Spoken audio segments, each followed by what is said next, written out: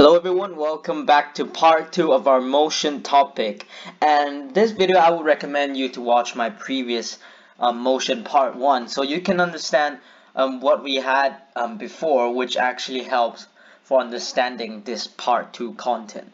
So let's start. In the previous video we introduced the concept of speed, and speed is defined by a formula which speed will equal to distance, which is in meters, over time, which is in seconds. So you should be able to learn this from the previous video, what speed is and how to calculate speed. Then the second thing that we learned last time was distance time graph, where it's a graph when it shows distance on the y-axis and time on the x-axis. And from the graph we can tell distance, time, and speed by dividing the y-axis by the x-axis, which is distance over time, and then it gives you speed. So these are the two key concepts that we had in our previous video, and now we're going to change in our actual topic for today. Now I'm introducing a new concept called acceleration. Well, most of you might have known what acceleration actually means. Acceleration means going faster, basically. Acceleration means a buildup of speed or a gradual increase of speed. And we can actually define acceleration using a formula. So let's take a look at the formula.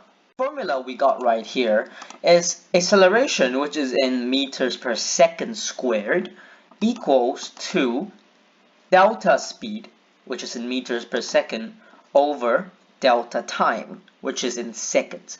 I'm going to explain this formula slowly, so don't worry if you do not understand this formula. So first of the concept we have to understand is what is this triangle sign. Well, this triangle is a Greek letter, we call it delta. Delta basically means a change. So this delta right here actually means a change in speed. And how do we find the change in speed? We take the final speed and we subtract it by the initial speed, and we will get the change in speed. Same thing applies to change in time. The delta here means we have the final time minus the initial time. And here we have the change in time. So the way to calculate acceleration is to use delta speed over delta time. And the unit will be meters per second squared. Now let's try and apply this formula into a real world example. So we have a car accelerates from rest in 10 seconds to the speed of 120 meters per second. Can you find me the acceleration of the car? So pause the video right now if you want to give it a go at this question. Okay, I hope you had a go with this question, and it should be rather straightforward if you apply the formula correctly.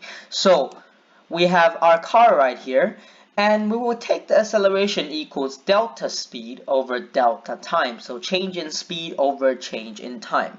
So the change in speed right here, we have to take the final speed minus the initial speed. Well, we know it accelerates to the speed of 120 meters per second. So obviously that will be our final speed. And how about an initial speed, you say? Well, the clue is this word, rest. Rest means that we have no speed. So the initial speed is actually 0. So 120 minus 0, we got 120 meters per second as our change in speed. When the change in time, we'll have to take the final time, which is 10 seconds, because it accelerates in 10 seconds. And the initial time will be 0, because we start from 0 seconds. So 120 minus 0 divided by 10 minus 0, we get exactly 12 meters per second squared, and that will be the acceleration of the car. In the previous video we mentioned about distance time graph. Now this time we'll introduce a different one called the speed time graph. They may sound similar, but they're actually pretty distinct. So let's take a look at the graph. So instead of having distance on our y-axis, this time we have speed on our y-axis, and the x-axis remains as time. And we can tell four things from the graph. We can tell the distance, time, speed, and acceleration. Well, it's pretty obvious for time and speed because you can just read off the axis. So here's time and here's speed. These two are easy. But how about the acceleration? Well, basically, if you look at the acceleration formula, it's change in speed over change in time. So we actually just have to divide the y-axis by the x-axis. Speed divided by time, we get acceleration. Another special thing with this graph is we can find out the distance under. So how how far have we actually traveled. And to find the distance, it's actually pretty simple. You just have to look at this graph, and we have to find the area under this line. So between the x-axis, between the time axis, you'll see it actually forms a triangle right here. So all we have to do is just to find the area under here, this triangle area, to find the distance. So let's do a few practice questions. So here we have a speed time graph, and we have some questions right here. So we got A, B, C, D, 4 questions. So pause the video right now if you want to try these questions. They are a bit challenging, so make sure you pause the video as long as you want, and then make sure you have the answer, and we'll discuss it. Alright, so here are the solutions for the previous 4 questions. And now let's take a look at question A. So we need the acceleration between 0 and 10 seconds, and this is rather straightforward. So based on the formula, we can find this pretty easily. So we have the change in time. So between 0 and 10 seconds, we have the final speed as 20 right here. So we have the final speed at 20 right here.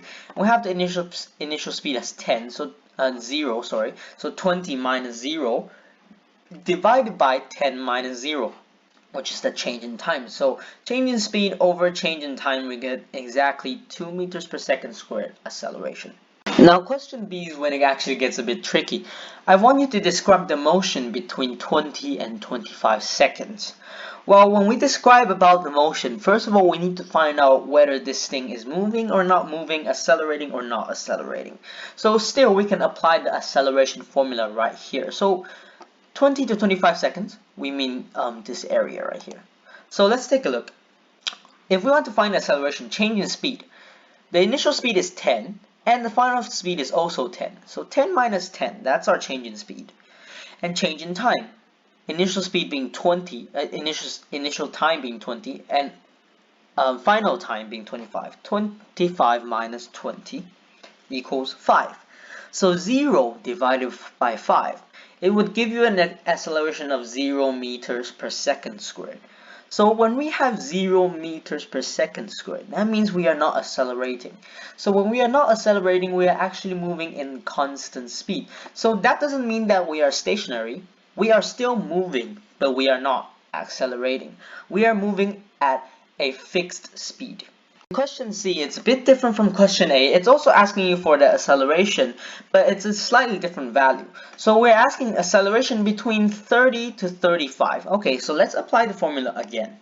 So we have the change in speed right here. The change in speed right here is 0 minus 40. Because our final speed, we actually ended up in 0. If you can tell from here, we ended up at 0. That's our final speed, and our initial speed being 40. So 0 minus 40 gives us minus 40 as our change in speed. And 35 minus 30, that's our change in time. So basically, we have minus 40 divided by 5. That gives us an acceleration of minus 8 meters per second. And when we have an acceleration of minus, a negative acceleration, we will call it a deceleration. So we're actually decelerating.